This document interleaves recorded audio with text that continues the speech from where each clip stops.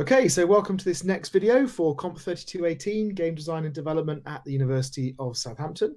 My name's Dave Millard, I'm one of the lecturers on the course, and I'm here with... I'm Tom Blount, I'm another lecturer on the course.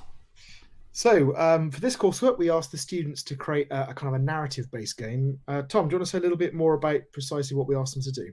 Sure, for this coursework we asked the students to make another small game prototype, this one with a story engine in which the game affected the narrative and the narrative affected the gameplay, based on one of three fairy tales. Brilliant. And we've got three games to go through. And I think the first one of those is called Infusco. Let's bring that up now. So, as everyone knows, Infusco is Latin for, I don't know, is it to make dark? To make dark, or to blacken. Yeah. And we didn't just Google that or anything. Definitely not, no. Definitely not. Okay, so... So lovely atmospheric title screens. I like it. Some melancholy piano in the background. Definitely giving me vibes. Nice, yeah. On his deathbed, the airless king set a challenge to all. They who would reach the top of the royal castle first should be deemed worthy to rule over the whole kingdom. Adventurers from across the land swarmed towards the castle, leaving destruction in their wake.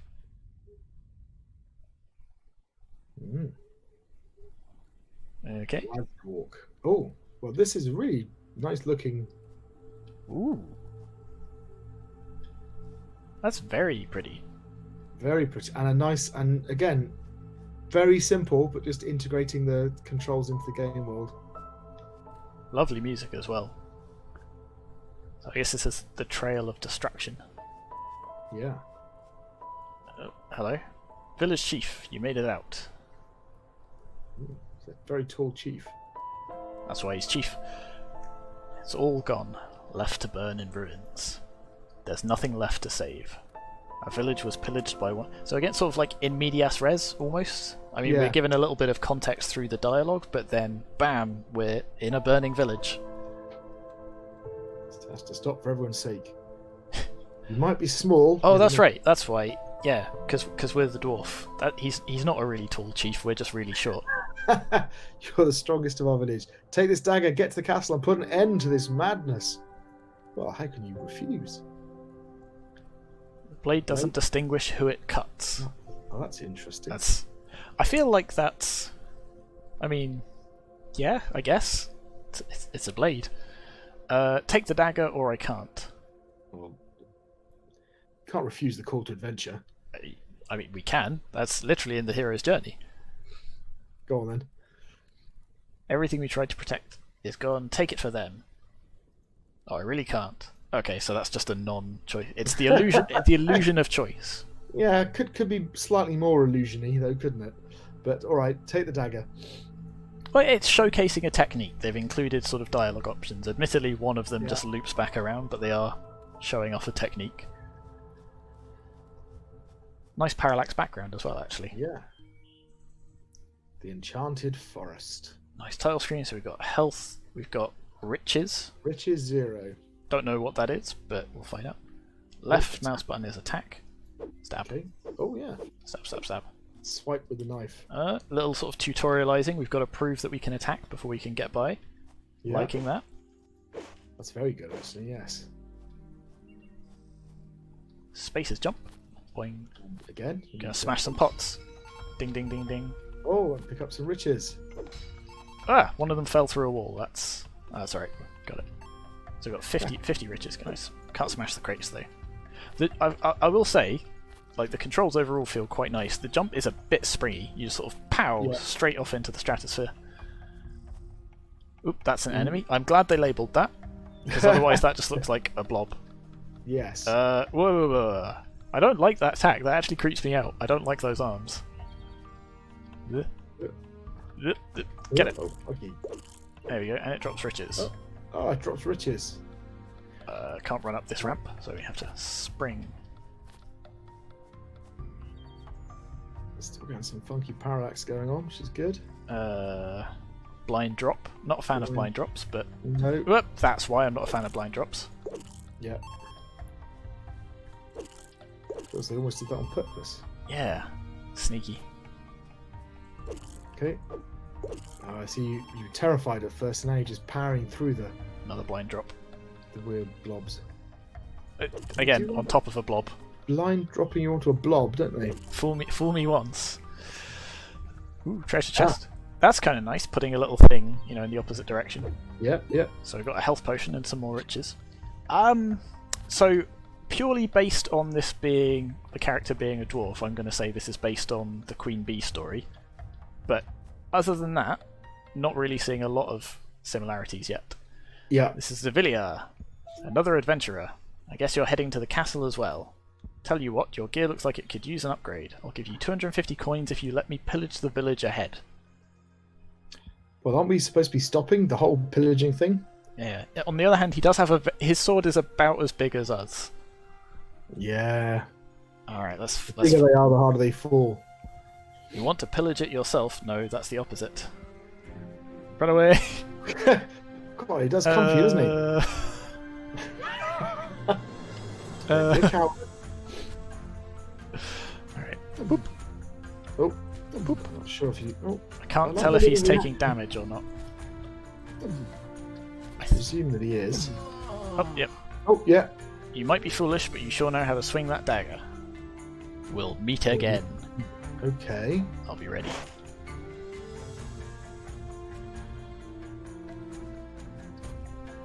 Oh, a shop. What would you like to buy, stranger? What are you buying, stranger? What are you selling? So we can get a max health potion. We got 180. Sword. Can't afford the new sword. Oh no! If only we'd help let the other guy pillage a village. You know what? I think I'm gonna greed. I don't think we need the extra health container. I'm gonna save up for something later on, hopefully. Yeah. Let's go for it. I like the shop, but that's a nice little element. Rivertown. Oh, there's the chief again. Is he interested in talking to us? Whoops! Did you attack the chief? Accidentally attacked him. Was trying to say hello. Nope. Hey, on the bright side. We've got a lot of riches. Come here. Oh. Riches. You've all got riches inside of you. Yeah. Pillage. No. Are you pillaging the village by any chance? Yes. It was an accident. I was trying to say hello to him, but maybe never a mind. little less pillaging and a bit more exploring. Oh, if I'd have got those two that fell off the screen. There we go. More pillaging. And now you can afford a sword. Now right? I can afford, yeah, heavy attack. Happy little accidents. There's no such thing as mistakes. Okay. Somebody yelling outside my window. Okay, yeah, so right. So you pillage the village anyway. Well done. So diegetic choices. So we can fight that guy heroically to defend the village. We can fight him heroically to pillage bloody hell to pillage it ourselves, or we can just not fight him, let him do it, and get a share of the spoils. I like the diegetic choices. You know when I said I don't need that extra health? Yeah, I was totally fine. Oh crikey! Yep, yeah.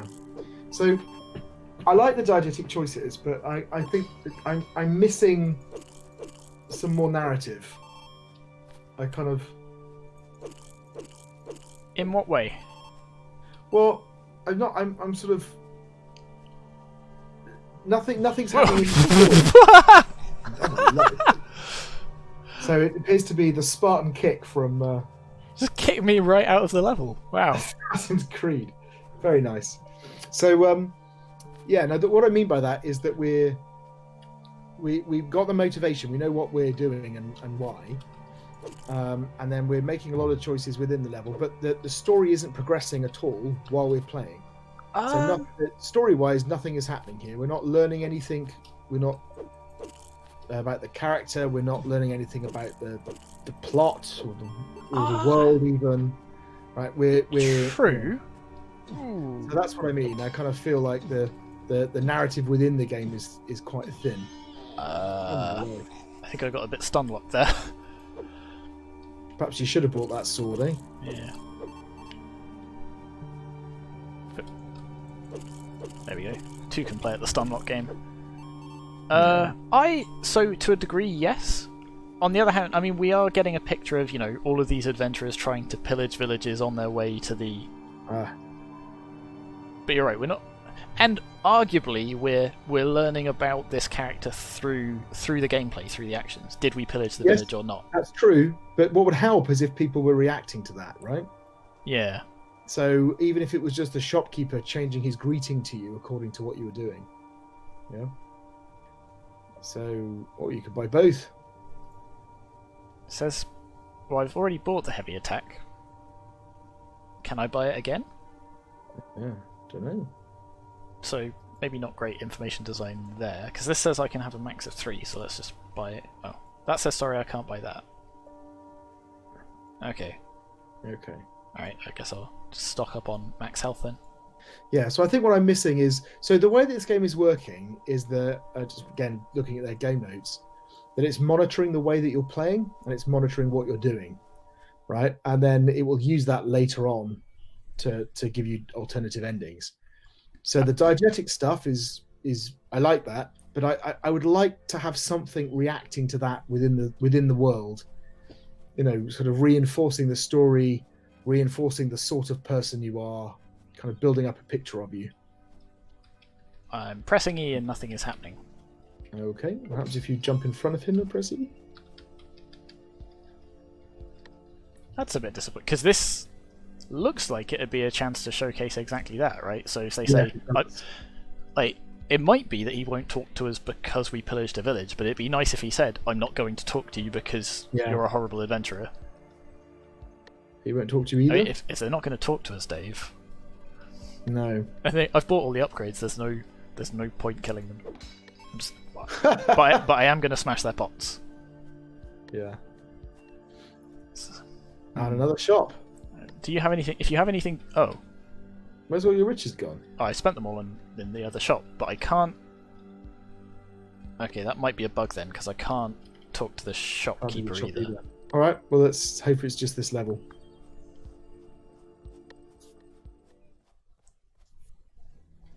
Okay, we're in the castle. Ah! Alright.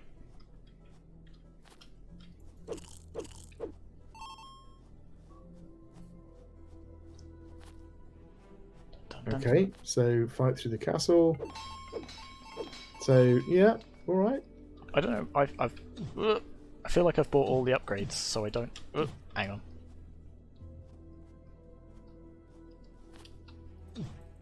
Can't I stop being able to attack when I got close? Attack, by the way. I guess it just.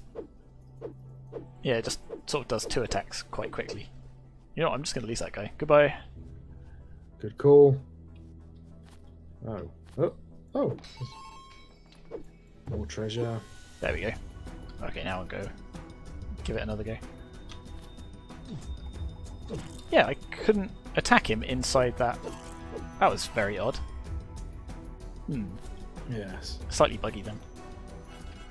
Okay, so where do we go up and then... Oh, Dave, you can't hear the music, but hopefully it's coming through on the YouTube video. But yeah, it's sort of increasing intensity a little bit as we get towards the climax, which again is kind of nice, helps the pacing a little bit. Woo! Almost ran straight into that. Nope. All 3 of them. Nope, goodbye. Is that the king? Don't know. So here's the other thing. Why would I fight them? I can just jump over them and jump past them. They give me riches, but I've got lots and I don't have anything to spend it on. No. Yeah, see, here I'm clicking. For some reason, when I'm inside his hitbox, I can't attack him. Oh, okay. So that's a bit of a shame. Okay. Oh, there's a shop. Can't interact with this shop either. That's a real shame. Yeah, okay.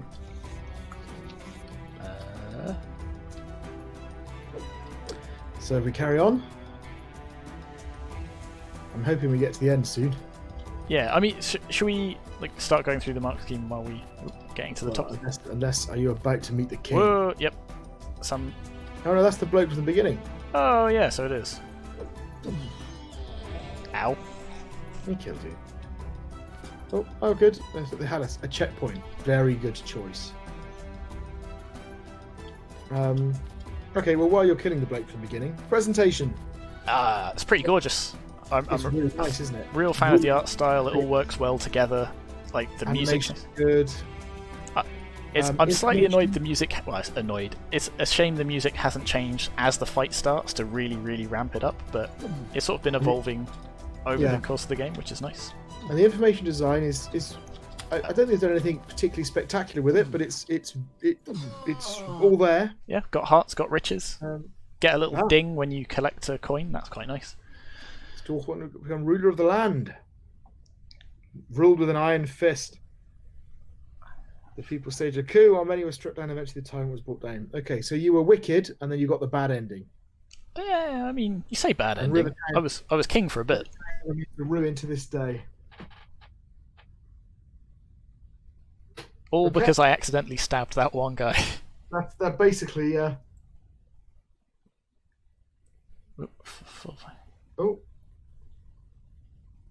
Okay, the royal grounds. So they're giving us a little denouement, which is nice.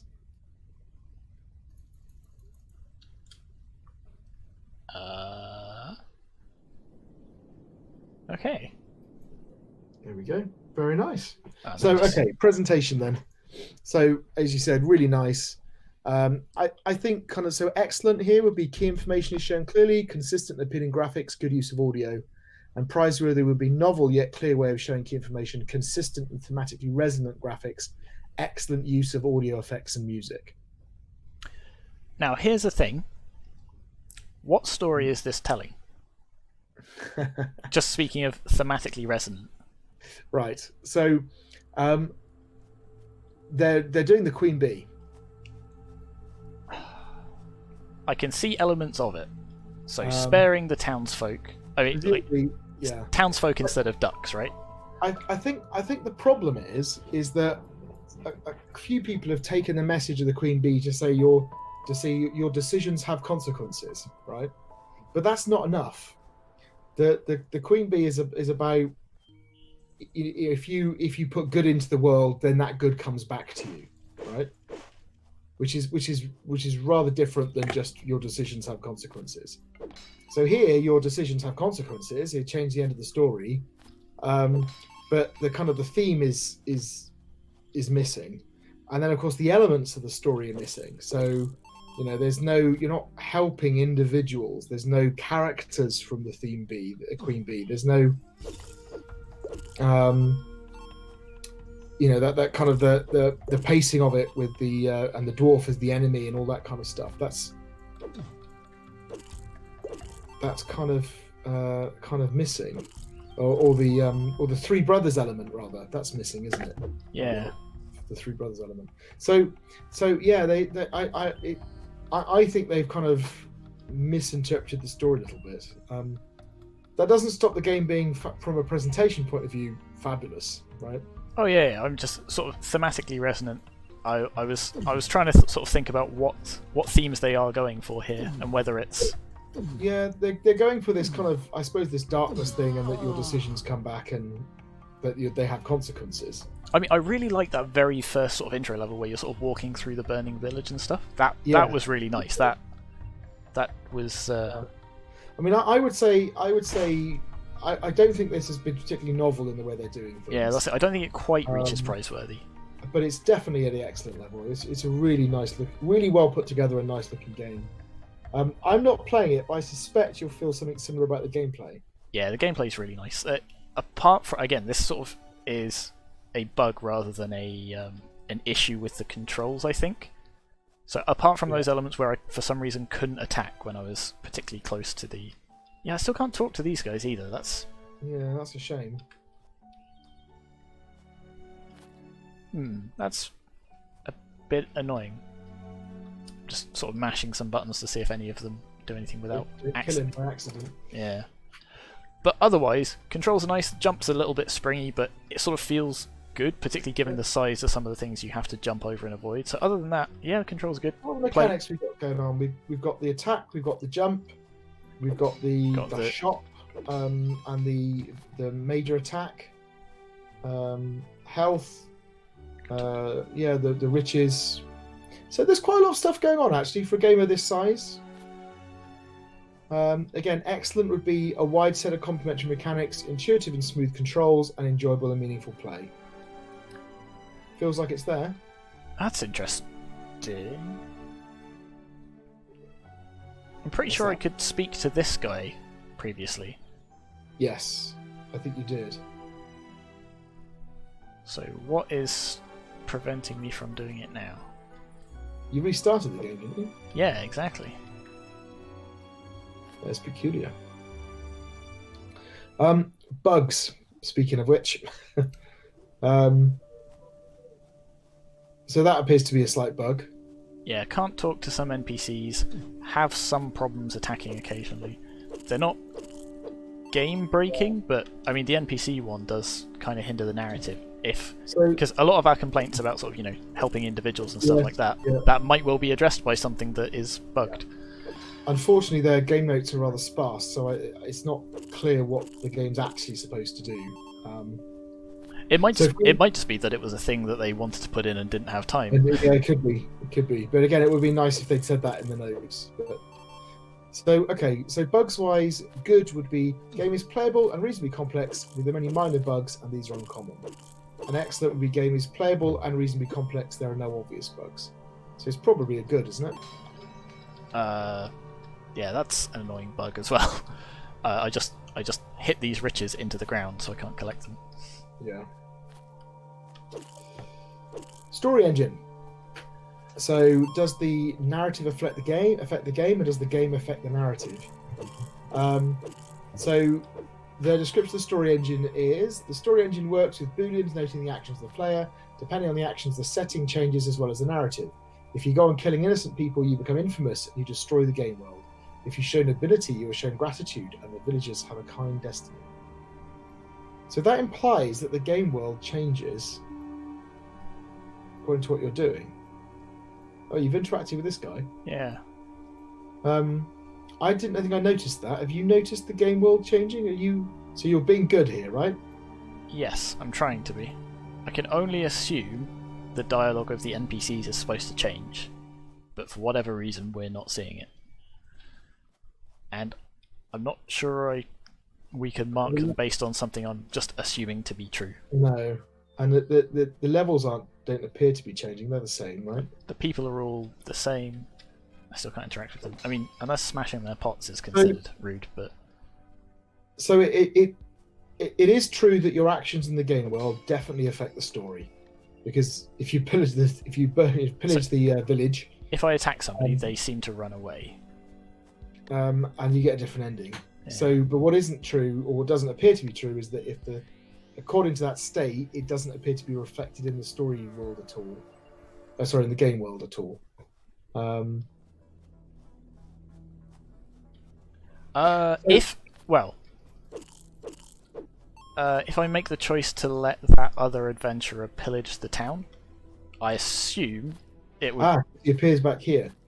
Yeah, you're right, actually. So, okay. Well, I mean, he would appear back here anyway, I'm guessing. But if I let him pillage the town, I bet that it would, that town would be a lot more burny than it currently is. Yes. So maybe I'll go back and have a look at that as well. A good would be an effective story engine integrated to the game world, and examples where it goes both ways, basically. So you're right, that counts for that. And then excellent is just how many times that occurs, and is it very well integrated.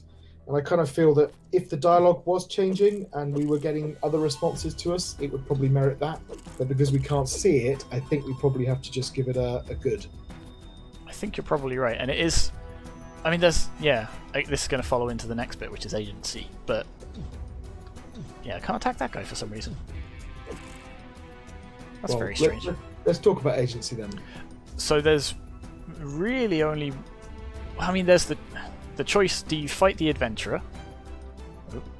Yeah, so they kind of say this in their game notes, that there are really two choices.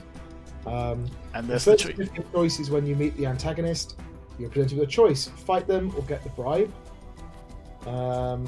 Depending on that choice, the next village will be intact or in ruins. The other choice is when you're in the village, you can choose to proceed peacefully or pillage it, and that's it. So those are your kind of If both villages remain intact before the final fight, the player receives a money bonus, and the player can reach 4 different endings. But I'm assuming that's partly just like you get a different bit of text for each town you destroyed, so that's four combinations of text you could have. Yeah. So, in terms of the agency, good would be an interactive story with several branching points and some interesting choices, and a few attempts to manage player agency.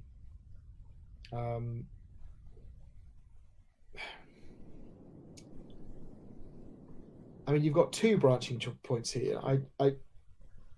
But they're not super deep. No. I like the first choice. The fact that it's sort of like a 3-choice branch or a 3-branch choice. Yeah. In that you can fight the guy to save the village. You can fight the guy because you want to attack the village yourself, or you can just take a bribe to look the other way. That's kind of interesting.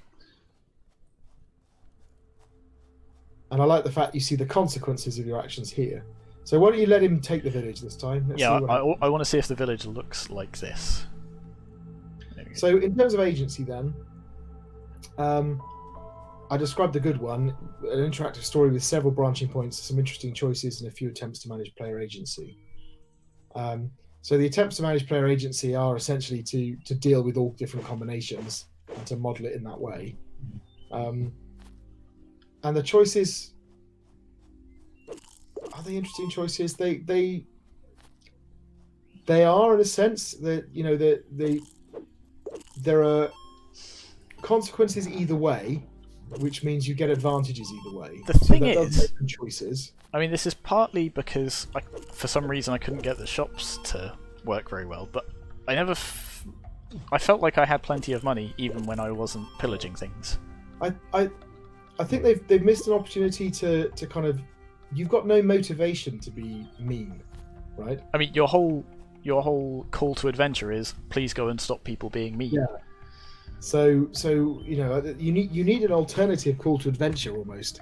Almost like that very first dialogue choice they have, which is like take this knife or don't take this knife, and if you don't take the knife, you're just told to take it until you do. Yeah. If they'd have changed that dialogue to stupid peasants, they got what they deserved, and then you take the knife and go and just to set do it for your own glory rather than to save the world, kind of thing. Yeah, or the villagers do something bad to you, right, to kind of provoke you. But so I kind of feel that they're maybe around the good level, but I don't know whether they're quite there or whether they're. Perhaps they are. I mean, they've got. See what the village looks like. Oh, it's all bleak and it's on fire. Everything's on fire. So yeah, the game will definitely does change as a result of our choices, and there's skeletons here as well. Okay. Which interestingly are guilt-free money. Oh no, these ones don't drop money. Oh, they thought about that. That's quite nice. So okay, so maybe we'll go for good for agency, even though it is a little bit simple. Poetics. So do the narrative and gameplay complement one another? So again, the problem here is that what's the narrative about? It sort of feeds back into that agency. It's like, how willing am I to, take the high road? Like, how much does it hinder me so that I'm tempted by the evil road? And it's like, well, actually, I'm doing just fine without it. And again, I know, prototype game, and you want to make it easy enough that even I can get through it in like a couple of minutes. But still, so. Okay, so the problem here is that I think they don't really kind of have a theme to their story. In a sense, they have a kind of a nicely executed platform game where you can be good or bad and you get a different ending. And there's, what's the story actually about? It's very hard to tell.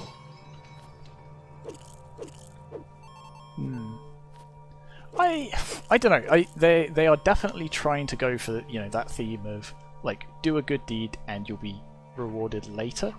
But that only comes across thematically through you get some ending text that says Yeah. There was a coup and you were lynched effectively. Yeah. It doesn't come across in the mechanics of the game is the problem. So I think Like weirdly, you get rewarded for being evil because you get the immediate reward. so. The where it does come across, I guess, is that this is effectively a I guess it's a destruction type game where you're killing things and that does tie in to the story about exactly what you destroy and what you don't, right? Yeah, that's true. So there is a little bit of an element there. So for me it feels more like Satisfactory though. The narrative and the gameplay do not interfere with one another, but the key mechanics have little to do with the themes of the story. It's like they're kind of loosely related.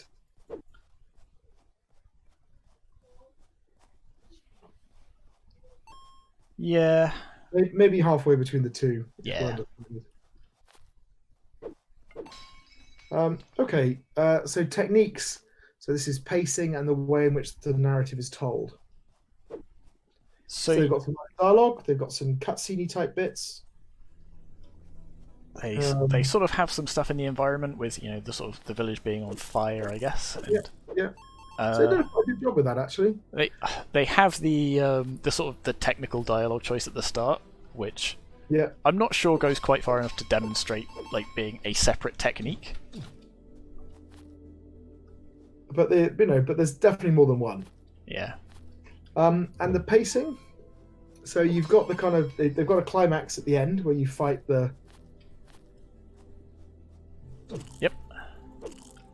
You've got the the sort of monsters increase in difficulty. So you've got the.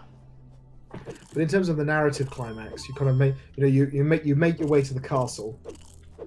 So I think it does kind of build up. You start off, you're outside. I mean, you've got this sort of literal ascent all the way up the castle, which kind of ties into it as nice. Yeah, then you encounter it increases within the castle walls, and then you get the final battle. Still can't interact with this shop. This is where I come back to with me saying that the narrative feels very sparse as you go. Yeah. So the narrative feels like it sets you up, then you play through this thing, and then you get a conclusion rather than kind of building the stories as you go. Okay. So in terms of techniques, then, good would be ascending pacing with a clear final peak and use of more than one game writing technique. And satisfactory would be some ascending pacing and use of at least one game writing technique. So I would say it's maybe between the two. Yeah. Or yeah. I think it might be just on the cusp of good. It's a case of whether that final encounter doesn't feel like a big enough thing either. Yeah, it feels like they needed a sort of "aha, I told you we would meet again" kind of bit. And then a more significant boss fight. Yeah, I think that's it. I think that's probably what keeps it from being solidly in the good. So perhaps halfway between the two. So feedback. So so they originally planned to have a guard just before the entrance of the castle who would request the players to wait for a day. The player would be presented with 3 options: to wait as instructed, to bribe the guard, or kill the guard. And this was to apply additional pressure on the player to collect money, as waiting would leave them in a position where another adventurer had reached the top of the castle first. Okay. The feedback we received on this element was that it was unclear as to what it added to the narrative, as players following a morally driven path would be inclined not to bribe the guard, as this is normally seen as a negative act. And ultimately we decided to drop it entirely, as it only distracted from the main focus of the choices in the game. So they tried to simplify some of the moral choices. And the other main piece of feedback was to make sure the gameplay and narrative were interconnected. Thematically, the main element we wanted to take from the Queen Bee was the idea of good deeds paying off in the long run. Yeah. And again, I don't really think they quite got that right in the end. They've attempted to do it by, if you do all of the good deeds, even if it hinders you in the short term, it means you get the good ending, and that effectively is your payoff and your reward. Yeah. It's just a shame that doesn't come across within the game. But I think they've... And they did say that they were told that there was a bit of a separation between gameplay and story. So what they now do, the good deeds are highly rewarded in the end. So the choices need to be equally appealing or equally bad. The good path, we've done that because the good path rewards you at the end, and the bad one, you get upgrades earlier in the game. So they've got that early versus late reward type thing, narrative versus mechanical reward. But yeah. So for me, it feels like so satisfactory would be feedback was articulated and some changes have been made with partial success, and good would be feedback was articulated and reasonable changes have been successfully made. And you're not sure that they were entirely successful with the changes?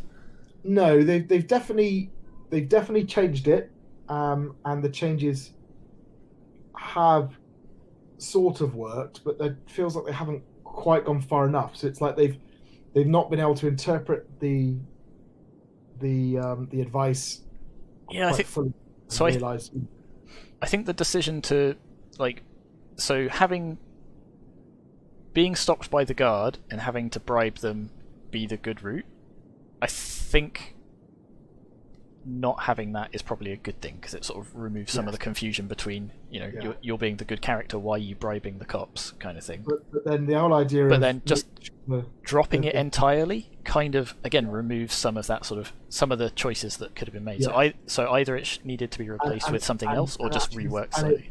And it takes away from the second point, which was that the gameplay and the narrative were not interconnected enough, right? So by taking away some opportunities to do that, they've reduced the impact. So for me, it's kind of maybe between the two. Yeah, I think so. Okay. All right. I think we should move on. Let's move on. Okay, and this is First Imagination 1. I think this is the name of this one. So. Okay, so that's interesting. They're obviously planning a sequel. Okay, no title screen, but we do have a little text intro. Our hero Toa, on his adventure for the pursuit of fame, glory, and riches, has just escaped an unruly mob, overthrowing their mayor, which he had absolutely no part in stirring up. None whatsoever, definitely not. He explores the wilderness and comes across a clearing with an odd air about it. Okay, so I don't know if that counts as in medias res. Heal cherry. Quick heal. How do we use that? I've already forgotten. Don't know, just pick it up. Is that a bear? It's a bear.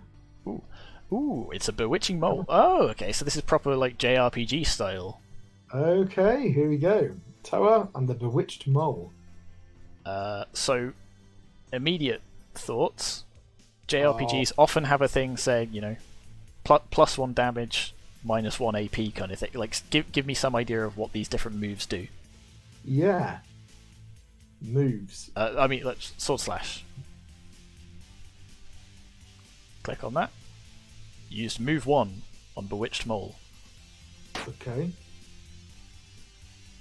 Bewitched mole doesn't seem to have been bothered by that. No. Let's try severing strike. I use move 3 on bewitched mole. Oh, nope, that just did 20 damage to me. This mole is kicking your ass. It is.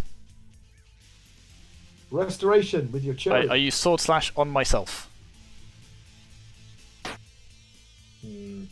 So firstly, why can I sword slash myself? Secondly, why doesn't it do anything? I can't even manage to stab myself properly. So try restoration. Use move 2 on Toa. That didn't do anything either. Do you have any items? I've got the heal cherry. I'll use it on the mole. No. Toa used on Toa. And nothing. Now you're dead. Yep. Game over. Drained of your energy, you are dragged to the sword in the stone and bound to it. Sharing the fate of the kingdom's inhabitants, you can now only wait for a hero to free you. Restart game to try again. Okay. So, alright, let's Alt F4 out of that. Start it again. This is beginning to feel a bit unfortunate, because I like some of the things they're trying to do and set up, and it's quite a jaunty start. So if we can't actually play it because the combat system doesn't work, that would be really frustrating. So I did speak to a group who were planning on doing a JRPG, and I said, do you know what? JRPGs are quite difficult to do. especially in a small prototype like this. Yeah. I'm just gonna sneak around them all. Oh nope, can't do that.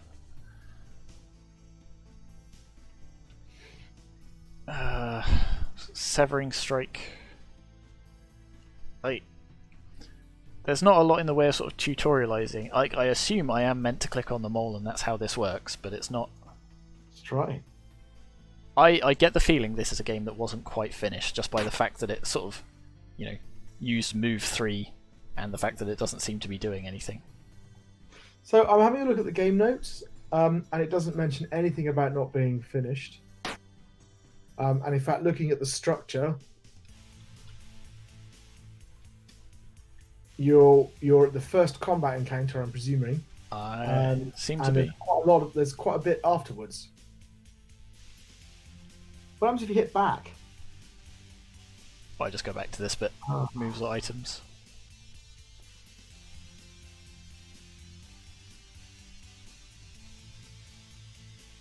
What happens if you click on you?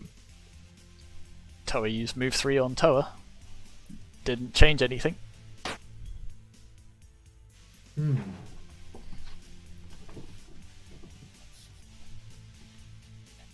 So I'm not sure what's going on here. Yeah, it looks to me like it's a bit of a bug. So where do we go from here? Perhaps we put a little pause in here. We'll try and open it in the editor and see what happens. I'm just looking at their game notes. It says the build doesn't seem to recognize the moves, so the game needs to be played from the Unity editor. Sorry. So our game has a game-breaking bug in it. Yeah. Alright. It won't work if you play it in the editor. Okay, let's give that a go. Okay, so we've reloaded it in the editor. Let's see if that works. So maximize on play. Yep. Here we go. Moment of truth. Blah blah blah, Toa, blah blah blah, civil unrest, blah blah blah. Look, cherry, heal, etc. Oh my god, a mole! Oh no, however will we get by? Let us kill the mole. Severing strike? Severing Go strike. on. Sever that mole. Toa, use severing strike on bewitched mole.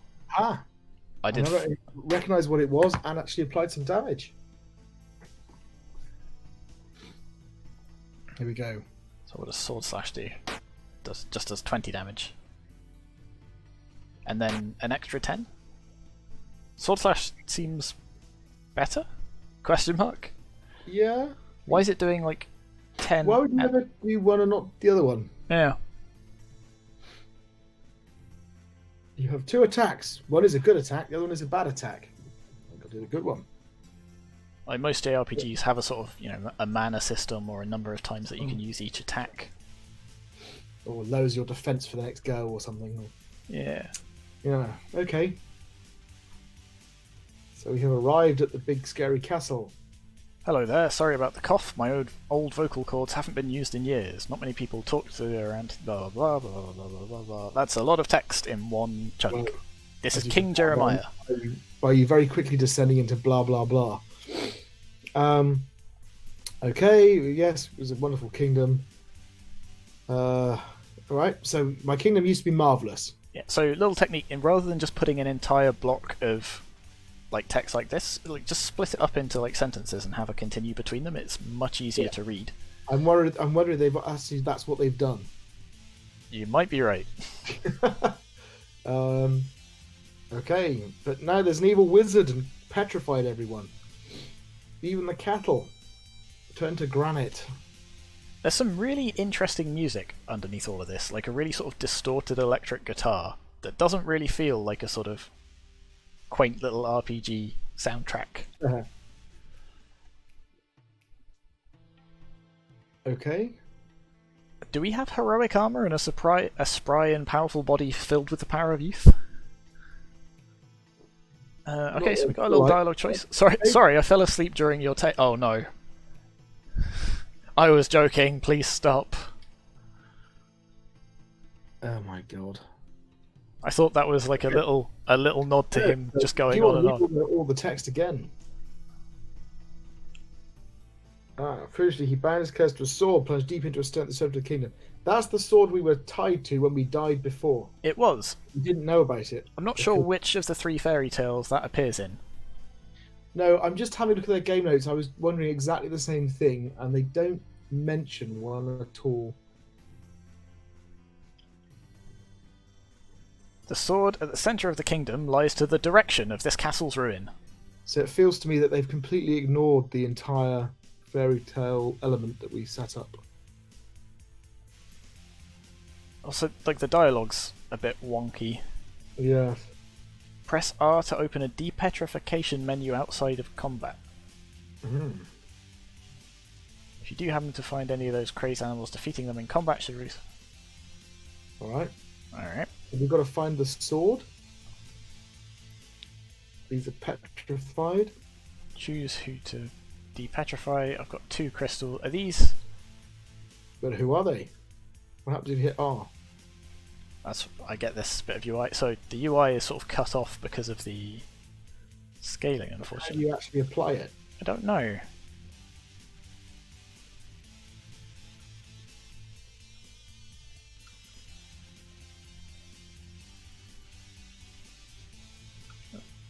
Let's get We some. don't know whether we should, who we'd want to do anyway. Yeah. Ooh. Oh, it's a sort of giant squirrel. Don't see. And there's. Can you click on the squirrel? Click on the actual creature? Or No, I am doing it. It's nothing? I don't know, bug, or we just haven't reached the correct position yet. Oh, there's. Oh, no, there's 2 of them. Bewitched fox and a bewitched mole. Maybe. So it does 20 damage. Okay, it only does 20 damage that time. Howled on himself. His strength has gone up. What does BLD mean? Is that blind? He's blind for 2 rounds, so he is doing less damage or something? No. His strength is 2 and 3. See, this is the problem with, like, they've put a lot of work into, you know, different moves and different stats and things like that, but we have no idea. Also, what? Any of it means. Greetings, hero. I'm glad I encountered you here. I remember this group. Okay. Where's that come from? So the king will randomly show up in battle and try and help you, but he does a really bad job of it. Because I think the king is not to be trusted and is actually the cause of a lot of this bad stuff happening. I see. So yeah, he's helping our enemies and pretending that he's helping us. Yeah. But we're about to die anyway. Oh, I should have probably healed, shouldn't I? Whoops. Yeah. Oh, the mole died after all. I can use this in combat. Hmm. Do I want to use that in combat? I thought I was supposed to use it out of combat. Yes.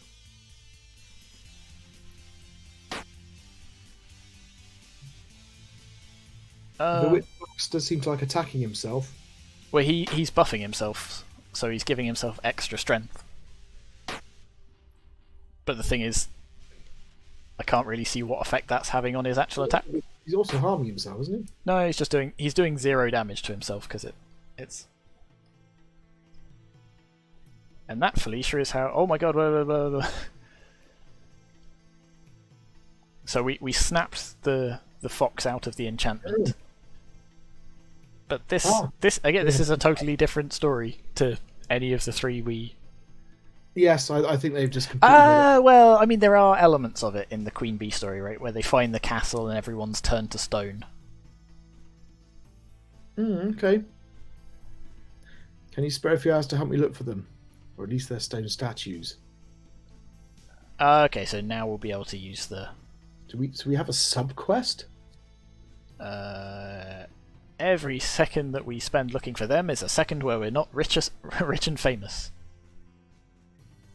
So I think the idea is, if we tell him to get lost and only help the king because the king promised us riches and stuff, but the king turns out to be evil, I think that's the spin they're going for.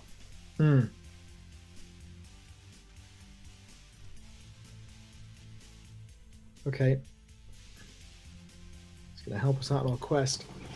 Felix, join the party. Join the party. Okay. Because we help. Can't use the depetrification crystals on anybody. Yeah, still don't seem to be able to. Like, I sort of assumed that, you know, his wife would be this fox, and we could just depetrify them and everything would be fine. Maybe I'm making wild assumptions. I'm surprised that was all just done without any of our agency at all. Speaking... Oh, blimey, lots of petrified statues here. Should we crack on with the mark scheme while I fumble around with this? Yeah. Okay, well, let's talk about presentation to start with. So this is essentially the consistent graphics where the key information is shown and the audio. So overall, like, the graphics are fine, perhaps like a little bit inconsistent, but the overall style, you know, the sort of little pixelated sort of graphics is fine. I go with, they work, don't they? I think audio? The music really doesn't seem to fit, like the sort of just hard rock guitar as we're sort of chatting to a king in a crumbling castle. I mean, then again, I listen to plenty of, you know, medieval metal, so maybe it works fine. There's some nice little sort of battle sounds as well, so as you get hit, you get a sort of like an attack noise, and as you heal, you get a little ding. So that all ties together quite nicely. So I think the audio and the video, the presentation, the graphics are actually pretty good. I think that's at the good level. But what about key information? Because this is really where what's going on, right? So the thing is, we've got like a stun effect, we've got strength buffs, we've got all of these different moves with no idea. Like, this is the problem. There needs to be a sword slash, 10 damage, severing strike, 10 damage plus 1 blind, or something like that. Yeah. Even if it was just text, it would be, placeholder text would help. So I think that like, we've got all these status effects and things like that, and we don't know what they do. So what happens when he increases his strength? Information design is down at the pass level, but there is some attempt at information design. But the graphics and the audio are up at the good level. So that probably means that overall it's kind of in the sort of satisfactory range. Yeah, I think you're probably right there. Gameplay. So complementary mechanics, usable controls, and meaningful play. Well, now that we've subverted that game-breaking bug, yeah, controls are alright. It's, again, tying into the information design. It's difficult to understand what the mechanics are and how they interact with one another. Yeah. But, like, I'm playing it. It's playable. It's relatively fun to sort of think about, okay, which of these do we target first? Which do we move? So to me, that it feels like it's at the satisfactory level, right? A set of mechanics, usable controls, and some meaningful play. Yeah. So I quite like these little bits. It'd be like, it's a shame this isn't sort of animated a little bit, but like the king, so sort of narrative impacting the gameplay. So the king cropping up, trying to be helpful, and then I accidentally healed the grasshopper. Whoops. Yeah, it's quite cute little conceit, isn't it? Bugs. So we've got one issue in that we've got a game-breaking bug in the executable, and I think that is something important to consider, because again, like showcasing your portfolio or whatnot, you can't just say, "Oh yeah, sorry, you're going to have to download this and run it in Unity instead." You should be testing your build and making sure it works. Yeah. Other than that, have we found any other bugs in the game itself? You had an issue. Other than the UI scaling being a bit off in the work, does it? The what? Sorry. To sort of de-petrify. Yeah. I don't know if that was just a case of I skipped over an explanation when I should have. Oh, perhaps. Oh, there we go. Here we go. So it's a bit odd that there's that menu if it's sort of contextually used like this. Let's use that.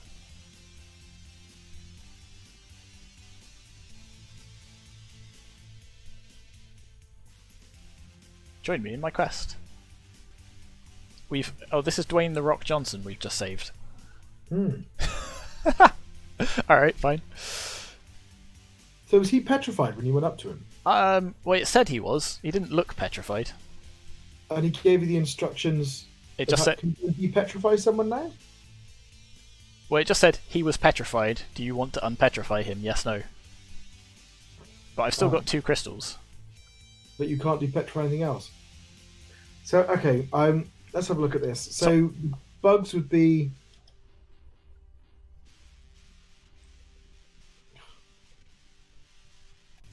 Oh. Bugs would be. Well, I'm just looking at to see if you still can't depetrify anybody. But I'm not sure if that's a bug or if it's just information design, you know? So satisfactory would be game is playable and is reasonably complex, but there are infrequent serious bugs and/or frequent minor bugs. Past would be game is playable, but is either simple or there are frequent serious bugs. I mean, here's the thing: like, it all hinges on, like, do we count this as a playable game, given that we had to open it in the editor? I think we can give them a little bit of leeway. Dave, you're so forgiving. So I would say that that we just count it as a bug. It meant we could still play the game, but I would maybe put it somewhere between the two, between the pass and satisfactory, because there's okay. Because there's quite a lot going on here. You were saying, a JRPG has lots of these different elements, and it is just difficult to get them all working together, and it probably was a bit too much for the time that they had. Let's think about the story engine. So, is the story engine effective? Does the story affect the game world? Does the game world affect the story? So what do they say?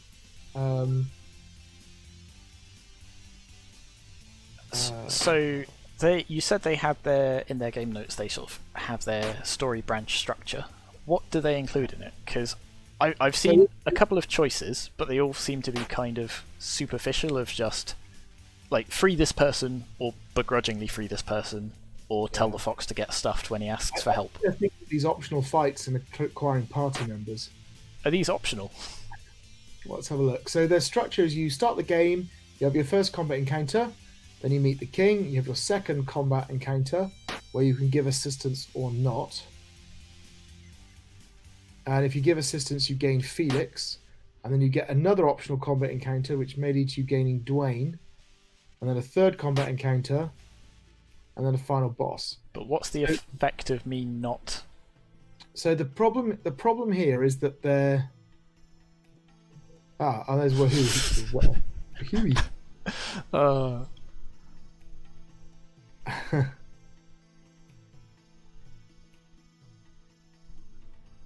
So this is what they count as their choices. So you meet these characters and then you can recruit them. So this feels like a meaningful choice, because it materially give up some of your items and healing things, because it's quote the right thing to do.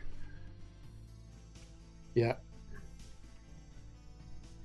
So, but I think that's the only choice is the recruiting of the characters, and that's it. So that does reflect the Queen Bee, right?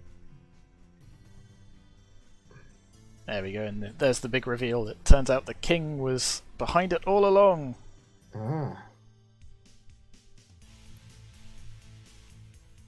Okay. So I like the twist. It's good. So he's been stealing everyone else's lifespan. And we're going to find... He has a lot of health. He does. Whoa, okay, that was a lot of damage. He just cut Dwayne "The Rock" Johnson in half. It's a core of granite. Story engine then. So, again, are your narrative choices affecting the game world, and is the game world affecting the narrative?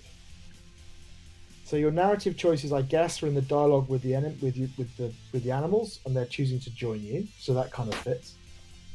But what are you doing how does the state of the narrative reflect in the game world? Can you think of any ways? I'm sort of struggling to see it.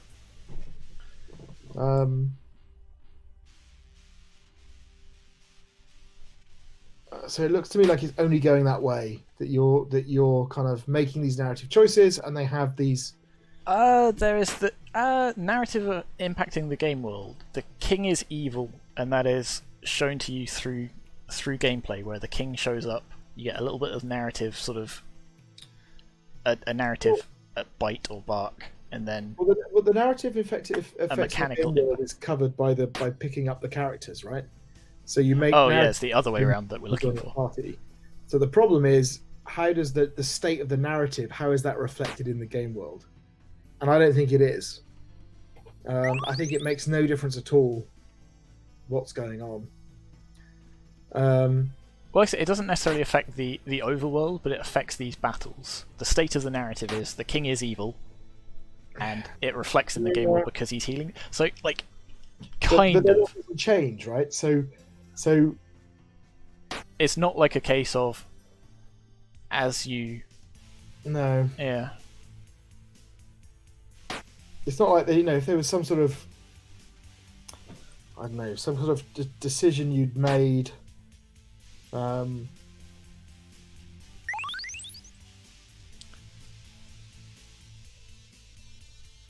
So it's kind of, hang on, which way around are we talking about? So this is you've got narrative decisions affect the game world. It's stuff you do in the game world affects the narrative. I guess that's sort of it. So we make a narrative choice and that gives us a new party member or not, but does that actually affect the overall story, other than it's a slightly easier? Like that one mechanism, and you could even argue that you could argue it either way, but the ultimate, at the heart of the problem though is that there is only one method, right? So for me, that means that it's probably at the satisfactory level. A simple story engine has limited integration with the game world. There are some examples where the story impacts the game world or is impacted by events from the game world. And it feels like that's where it is. I think it's. Yeah, are there story branches? I guess is a question. Well, let's get onto that. So, agency, is there an interactive story with several branch points? So, on the while I'm in the editor, we can fully see this. Yeah. So it looks like there should be other things coming up. So you know what? I'm not going to minimize it, maximize on play. I'm just going to do this, and we can see if we can have an impact on the game world. Okay. All right. So let's continue on, and I'll see if I can get to a point where I can do something. In terms of several branching points, I guess they're the characters you meet. So you've got these 3 characters you can pick up, and that's it. Is that a branch though? Well, that's the problem. We have them in the party or not, but it doesn't change the direction of the story. It just means we have more mechanics to play with, if you like. Not really. And are they interesting choices?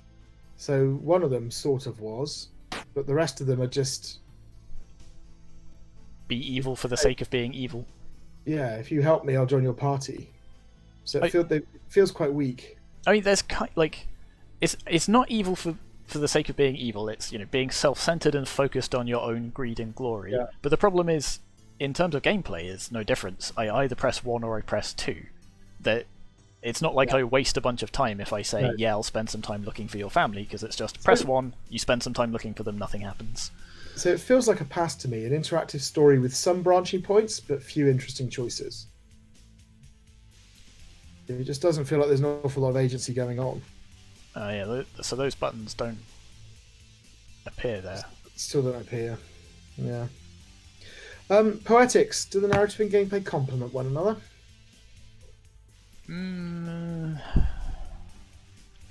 Again, there's the mechanic of the king showing up and having an impact on the mechanics. That's kind of nice, actually. That's a little example of the story kind of affecting the gameplay and that kind of interaction happening. It sort of works. I mean, it's kind of like it's revealing story through the mechanics of the king always ends up helping the enemies, but it never outright tells you that. Yeah. So there is some gameplay, there is some storytelling through mechanics then.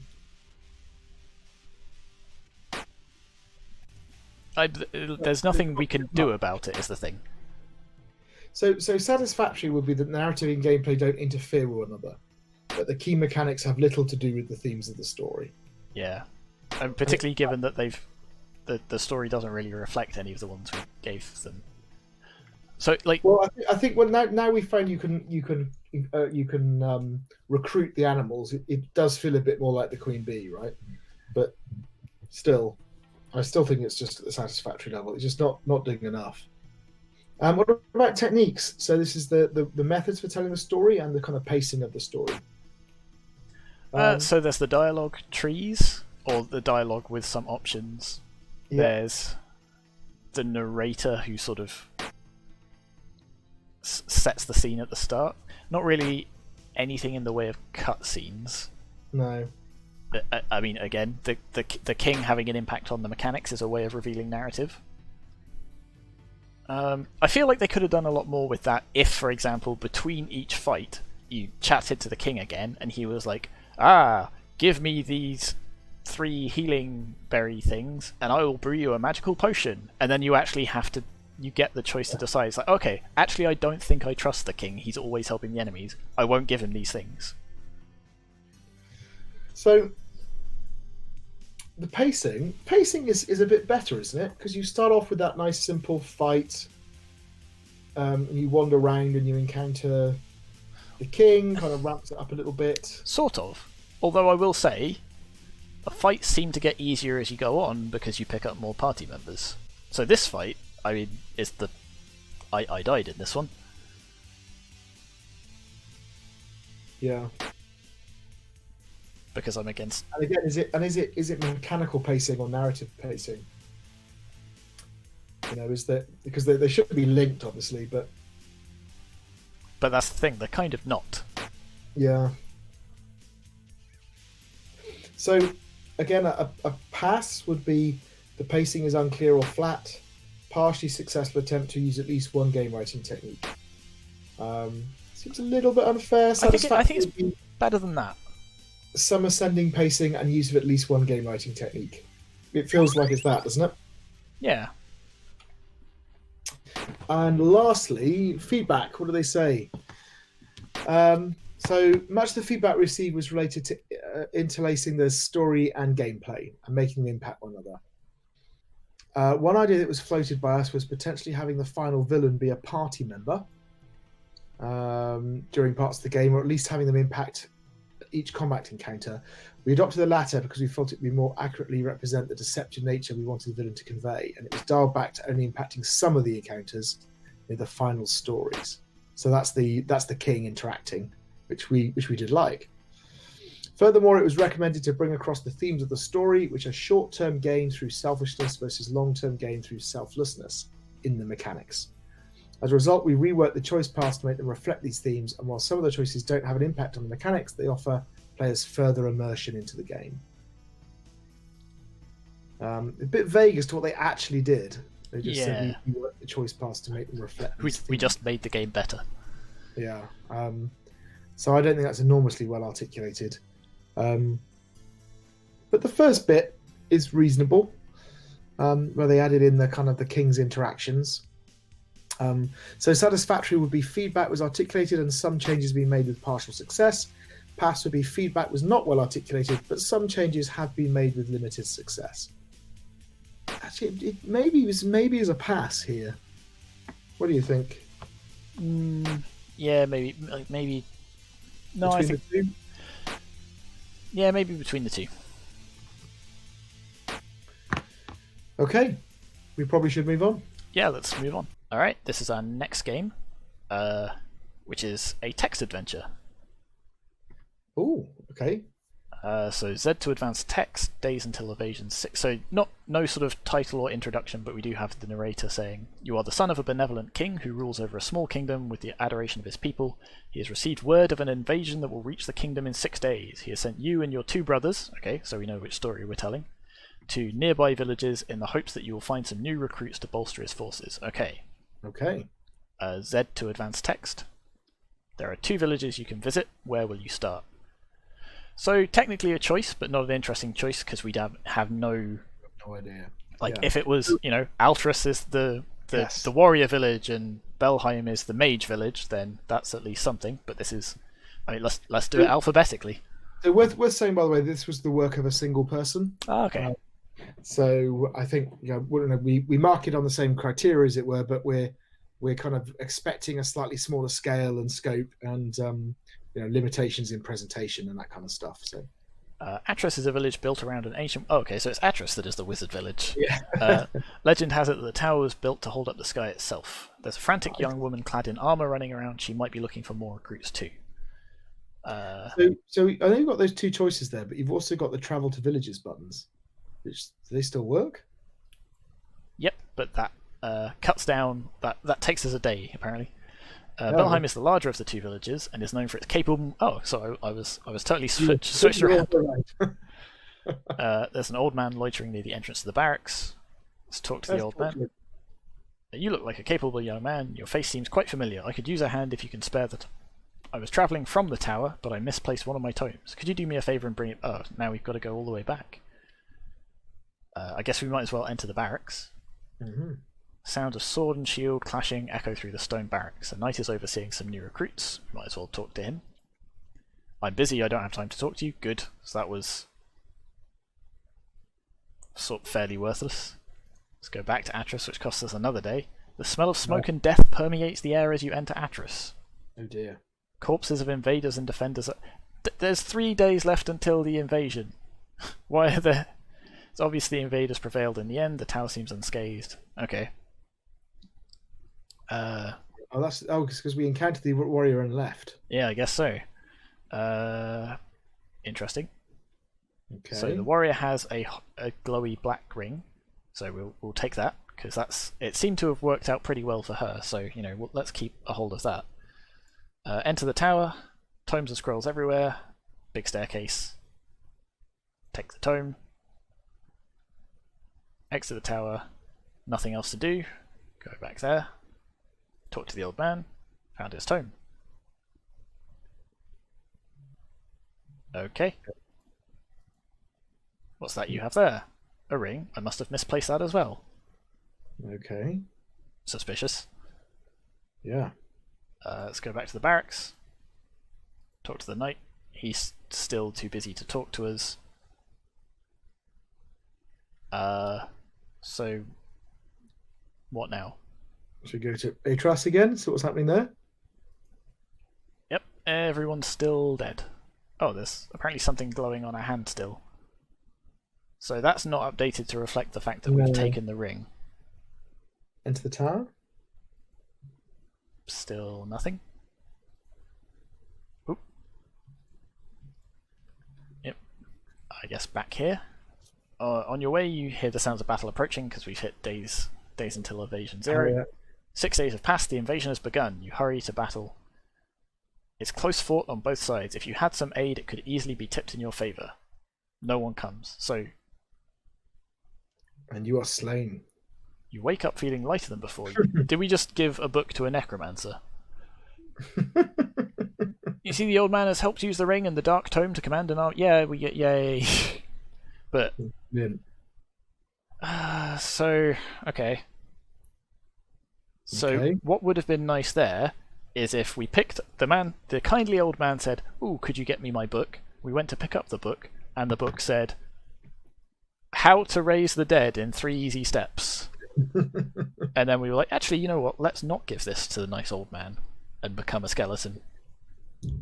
Otherwise, because as it was, we were just sort of blindly following our quest system. Choices.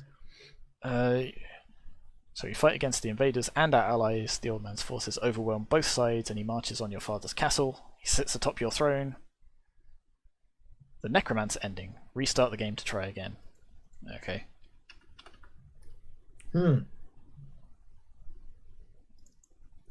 So let's try and do that in a different order. So let's go to let's go to Atris first and talk to the warrior. Yeah. Talk to the warrior. Have you heard the news? You haven't. I'll fill you in as quickly as I can. There's a vanguard is the invasion force. Okay, so that's why they were here early. We predict they'll be here in 2 days' time. If you gather some reinforcements, alright, so that's why we need to go to Blenheim. I'm gonna... Oh, I can't take the book early, so even if I wanted to give it to the necromancer, I wouldn't be able to do it until I've spoken to him first. So we go to Belheim. I think we can talk to the knight. A vanguard, you say, heading towards Atros. We must head there at once. Good, so they do that. Should we ignore the kindly old necromancer? I'm going to. Everyone's been evacuated. Well, yeah, go on. You spot the warrior. The reinforcements came. We managed to push the invaders out. If there's any way I can repay you, make sure to tell me. Well, there is one way, which is... but now we've got 3 days left. And we've exhausted all the options, haven't we? Yeah. Can't talk to that guy. I'm just going to move between the two. Move between the two of them. 6 days have passed. Battle happens. If we had some aid, the warrior girl from Atros approaches. The battle's turned in your favour. The invaders retreat. Your father thanks you for securing the reinforcements, but warns you that the invaders will likely attack again once they have recovered. Until then, the kingdom should prepare as much as it can. So we got the warriors ending. So, and then what presumably is we do the same thing, but we help the old man. And then we get attacked by the necromancer as well. Oh, let's do that while we start talking about it. So in terms of presentation, so we're kind of a little bit more forgiving because it's a game by a single person. But even so, it would have been nice to have a little bit more. Yeah, that's it. Like an image as a background would have been nice. Like an image in the center of the screen showing each of the 2 different towns and showing where you were, for example. Or just some background music that was different for the 2 locations. And as it is, we have no music or sound at all, and that's it. Really, really plain. So, and that's it. We don't expect people to make all their own images, so this would not be a huge amount of extra work to just add a picture showing who the narrator is. So it's a little bit disappointing that it is. So I know it's a text-based adventure, but there are definitely little touches that you can add to sort of just polish the experience a bit. Narrator, a picture of a location, different music for the different locations as background music. Really would have made a massive difference, I think. Information design. So we've got a quest log. We've got the number of days until the invasion. Did the quest log fill up at all? Well, it changed to. Let's go to Atros, and we will see that if we talk to the warrior woman, gather reinforcements. Okay, so we got the 3 things at the top. So again, partly this is the layout, and because I thought they corresponded. I thought the quest log they were like columns basically. So the quest log included the travel to the villages Atras and Belheim, whereas actually they are completely separate from the bit in the middle, aren't they? I see. So even just sort of like just a box around this to show. Box around them, just helping us with the layout would have made a big difference. So if we look at the presentation mark. Pass would be some attempt at information design, consistent but poorly chosen graphics, some poorly chosen audio. And poor would be information design is not sufficient, serious inconsistency with the graphics, absent or poorly chosen audio. So for me, the information design, key information is shown. The graphics are, I guess, consistent, but poorly chosen. The audio, I don't know. It's for presentation wise. I'm wondering if it's even a pass, even as a piece by a single person. I'm not sure it is. It just feels to me that we kind of don't we can make exceptions for the scope, right? But the fact there's just nothing here at all, right, is a real problem. I mean, this is something they've had about 5 weeks to work on. Yeah. And even as like a single person working on this, like this doesn't seem like a single person's 5 weeks of work. So it feels to me like it's down below the pass. So a poor would be information design is not sufficient, serious inconsistencies of the graphics, absent or poorly chosen audio. And absent is no serious attempt at information design, inconsistent or very poorly chosen graphics, almost no audio. I mean, I think we can give them something for the information design. Although there's not exactly a huge amount of information to display. No, I'm wondering if it's even between the two, between absent and I poor, think it might be. just because it's missing. And I can understand there might be some good reasons for that, but if it's not there, we can't give credit for it. Gameplay. So what are the mechanics, and are there kind of a set of reasonable controls? So mechanically, it's effectively a choose your own adventure story, or a sort of visual novel type thing. But with a timer, I guess. With a time, so the timer's interesting because it's entirely possible to exhaust all of the content and still have time remaining. I was going into this, I was expecting it to be a case of, either you can help the villagers of Atris or you can help the villagers of Blenheim, but you can't help both, and it's sort of balancing your time between them and which, Yeah. But the fact that you can go through all of it, it's sort of like an inconsistency in the mechanics almost, in that you do have this timer, but you have to just walk from village to village to exhaust the time to progress the story. Yes. It's like a missed opportunity, isn't it, that timer? So, So at its core, it's playable. yes. I mean, the controls are. I would say that the controls are very, very simple, but they work. So a pass would be fewer inconsistent mechanics, challenging controls leading to limited meaningful play. And I don't think the controls are challenging, but they're just very, very limited. So it probably feels like a pass. Poor would be few mechanics, difficult controls, little meaningful play. Oh, interesting. So this time, because we helped the warrior and the old man turned out not to be a necromancer. Oh, and this was the best ending because we helped both of them. Right. Okay.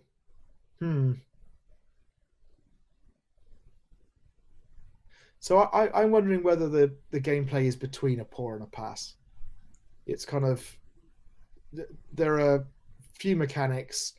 There's not an awful, there's limited meaningful play, and just the level of controls is hardly present. That's it. There's a couple of, so just like with the presentation, there's a couple of small things that you could have done to sort of really like polish and sort of heighten some of the things you've got. So for example, if you had something in one of the towns, say, you can visit the tower and, I don't know, like study your magic or something, and you have like a couple of stats for the player. You've got their strength stat and their magic stat, or something like that. So you can either spend days helping people out, or you can spend days sort of, or even just like recruit troops. And every time you recruit troops, you get plus 100 troops. So you can either just try and do that, or you can try and complete a quest and get 500 troops, or something like that. And that would create a bit more gameplay around the story, which is missing. Yeah, I agree. Bugs. A pass game is playable but is simple. And poor is that game runs, but it's either very simple or serious bugs make it almost unplayable. Now, I would say this is a very simple game. Yeah. But are we being lenient there because it's the work of a single person? I think we probably can be a bit, but I still only think that lifts it between the two. Yeah, I think so. Story engine. Now this would be interesting because so the story engine is that the story world impacts the game world and vice versa. And what we have here is the game world is effectively the day counter. Right, that's it. Yeah, the gameplay mechanics and sort of the world it's presented in is so limited that there's not much of it to affect. So does the day affect the story? Well, I suppose it does. Does the story affect the day? Not really. So traveling between the villages, I don't think is really the story. That's kind of that's the only mechanic in the game, right? So if the choices. If you fail to help Atris and it gets destroyed, then the state of that is changed when you next visit it, and you find that ring that turns the old man into the necromancer. But that's not really, that's the narrative, right? It doesn't change the game space. So So the story engine, a pass would be a basic story engine with poor integration with the game world. There are a few examples where the story impacts the game world or is impacted by the events. So it is the case that the Days Until Invasion does impact the story. I think if I'm just looking at the game notes, so first of all, obviously you've got the invasion happens, but also the knight will only talk to you in the first 3 days. So there is it goes one way, but it's very simple. I would, it's probably, well, a poor would be some support for story elements in the game, but no real story engine. Yeah. So maybe it's between the two again, if we're being generous, because it's a single person. But it's as you said, the problem really is the lack of gamified elements, right? I think this is. So if you had that thing with the army count, for example, then the size of the recruits you were having might change the way that the story was unfolding, as well as the final outcome of the battle.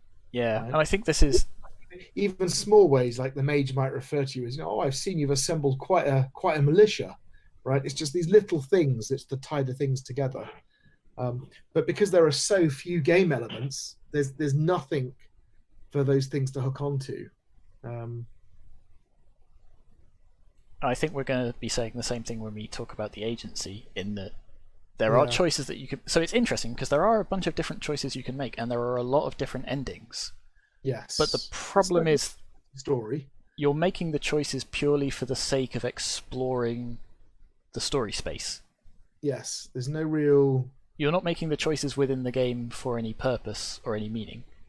No. So do you want to help the old man or not? I don't know. I don't know anything about the old man. I don't know anything about me and what I think about old men. So think, like just now, we helped the old man but didn't give him the evil ring, and the old man came to help us. Yeah.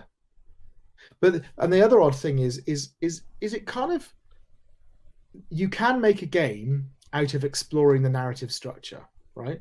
So obvious example is the Stanley Parable, which is all about here's a tangled mess of story. Off you go. Yeah. Go figure it out, right? But for that to happen, there needs to be a couple of things going on. So first of all, there has to be a natural cycle to the game. And here it's a one-off story. There's no, I mean, you can replay it as a player, but the person who's actually experiencing the protagonist isn't being sent back to the beginning for any reason, right?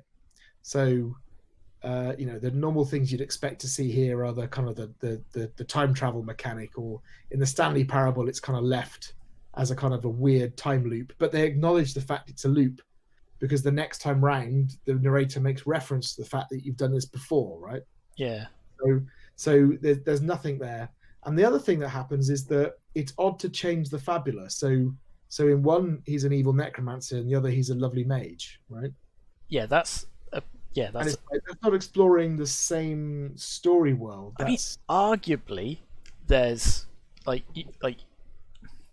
you it's as a result of your actions. You give him the ring.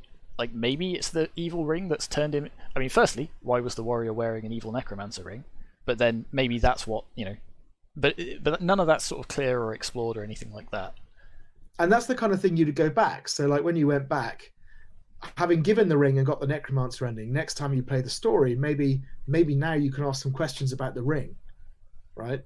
That's the kind of thing that you do on these kind of cyclic stories, where you explore the narrative. But as it is, there's a lack of agency because we're.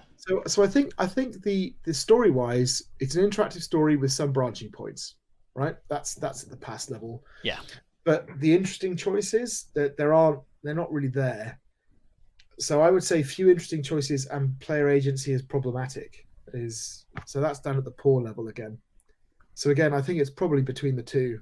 I think I agree, yeah. Poetics, narrative and gameplay, do they complement one another? So here's a question I've been saving. Which of the three fairy tales is this one telling? Yes. What are the themes of this story? Hang on. The theme is helping people, inspired by the Queen Bee story.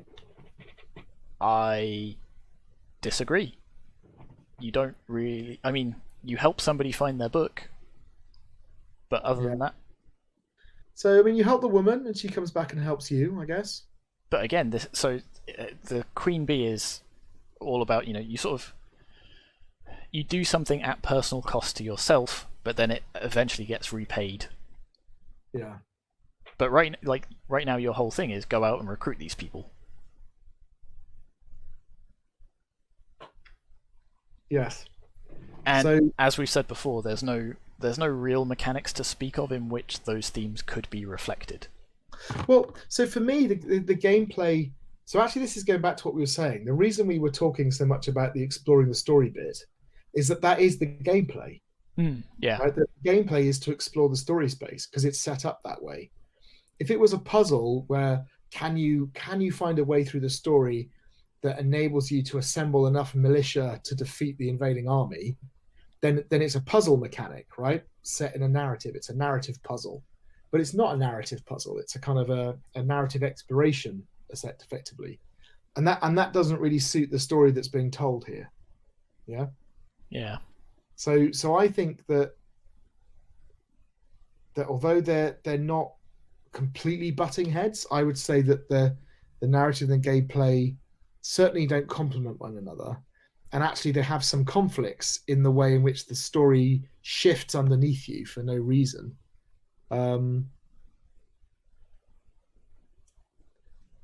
So, I mean, there is this idea the theme comes back that I can see that what they're trying to do with getting both the mage and the warrior to come back and help you, but that's not really reinforced by the mechanics in any way. So for me, it's probably at the past level. So narrative and gameplay have some conflict. Some of the mechanics go against the themes of the story. It feels kind of there. So what would a poor be on the mark scheme? So a poor would be narrative and gameplay are in conflict. The key mechanics are opposed to the themes of the story. See, I think, yeah, the problem is just there's not enough mechanics that they can conflict even. It's the lack of mechanics that's... You've got the timer, you've got the kind of this idea of the gameplay is exploring the narrative, and those are the two things that are going on, right? But the themes of the story, I would say that they're not. It's not helping, right? They're just not. They're not benefiting that at all. Yeah, so it's probably at the pass level. Yeah, the pass basically says they have some conflicts, right? But they're not completely destroying each other, and I think that's probably where this is. I say they're not directly opposed. It's just there's not. No. Yeah. No. Techniques. So this is pacing and ways of telling the story. So there is only one way of telling the story, which is through the text at the bottom there, right? Yep. There's a natural pacing with the timer. Yeah. Although the fact that, like I say, you can exhaust all of the content and still have time left over sort of kills the pacing, because it means you just have to wander. Again, just a quick comment on the telling the story bit. So if the buttons for the villages were an illustration of the village, right, and when you met a character, you saw a picture of that character, then those illustrations in that picture would be another way of telling the story, right? So you'd be able to it'd effectively be a type of environmental storytelling. Right? Yeah. So the first time you go to Astral, then it's a lovely, pleasant village, and then if it's destroyed, then Then even if when you left it, it's like its image changes, so now it's burnt out and you're destroyed, and you're going, hey, what's going on there, right? So it's immediately telling you something. So even in a game as simple as this, there are ways of doing multiple ways of telling the story, through kind of through the presentation, or even through the interface, changing the way the interface works. But unfortunately, here that's not happening. And then, sorry, I interrupted you. We're talking about the timer and the pacing. Yeah, so there is the timer, and if you sort of spend time exploring each of those things, then you have this sort of natural progression and urgency as you're sort of, oh no, I only have this much time.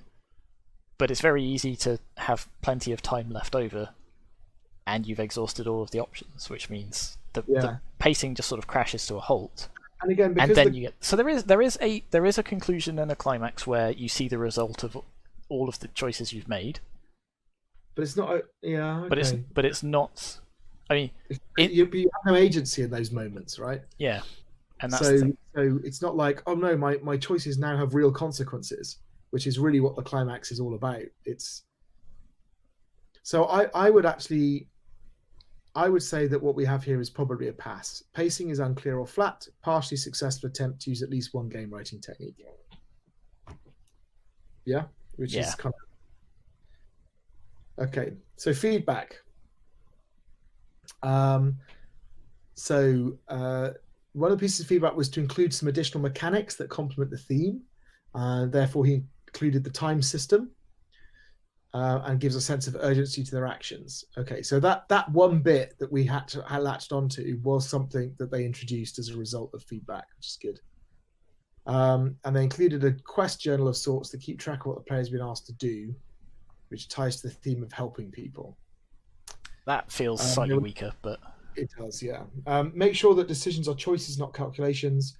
There is no advantage to choosing one choice over another, other than getting a potentially better outcome. Or ending. That strikes me as quite a big advantage. Yes, they're free to do what they feel is the best and most interesting without feeling disadvantaged. But make sure the story impacts the narrative and vice versa. See above. Yeah, not convinced by that second one. So the first one I think they did do. The timer, although it's a small thing, and a lot of our feedback has been you needed to add some more stuff like that. Yeah, right? exactly. You know, if you have some presentation elements to play with, you can tell the story better. If you have other mechanics, then you have other ways to reflect those mechanics in the narrative, right? So I think that was a good thing, but maybe not far enough. The other ones I'm not so convinced by. What was the last one?